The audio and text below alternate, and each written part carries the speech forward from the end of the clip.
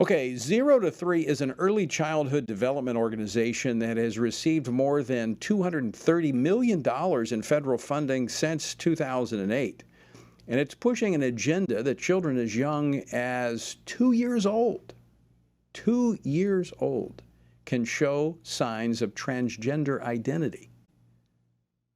Let me repeat that, 2 years old, that they can show signs of transgender identity. They also encourage educators to use tenets of critical race theory when working with newborns. That's right, children who don't know how to tie their shoes yet are having this agenda pushed on them. Joining me now to discuss this is the reporter who broke the story, Patrick Hauf, who is with the Washington Free Beacon. Patrick, welcome to Washington Watch. Thanks for having me on.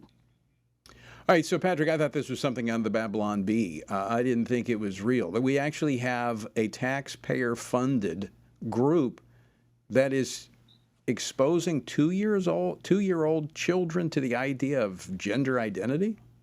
Yep, that's correct. And not only gender identity, but also directly citing critical race theory, which is, we heard about that debate years prior, even before we started reading into these radical sex education curriculums.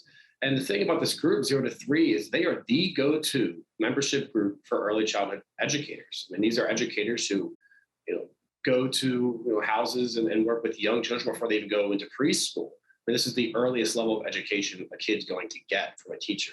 And these teachers are being directed to identify transgenderism in 2-year-olds. So Patrick, I want to make sure people heard what you just said. This is not just some kind of left-wing group that's out there. This is like the group that people go to for early childhood education. So this is it. This is the big dog. Yeah, you got it. I mean, I encourage everyone watching, go to the 0 to 3 website. You would have no idea. This looks like a completely normal group, a completely normalized group. There's bipartisan support for this funding. They've been relying on it for well over a decade now. This is a mainstream group, and behind closed doors in this virtual conference they have, this is what they're discussing. This is what they're instructing teachers to do. That gender identity doesn't just start in kindergarten. I mean, that was unheard of a year ago. It starts before kindergarten, before preschool. It starts in your home when you hire, a private early childhood educator. So is this group, I mean, usually there's political connections, so is this a nonpartisan group that's just interested in educating children, or is there deeper connections to this ideology of the left? Yeah, so they claim to be nonpartisan. They're a nonprofit, but they rely heavily on federal funds. It's a massive portion of how they operate. So they're really bankrolled by the federal government. And if you look at their lobbying expenses, they spend a lot on lobbying. And last year, I was looking into this. All the bills they lobbied on were introduced by Democrats. So they're not working with Republicans primarily at all to pass legislation.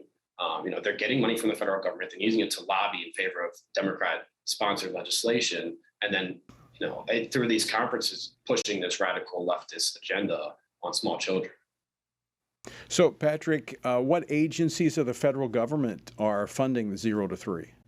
Yeah, so it's primarily the HHS, and it's entirely clear what is for. They've also received some money from the DOJ and the DOD, but far insignificant to that of the HHS. I mean, over $200 million from the HHS.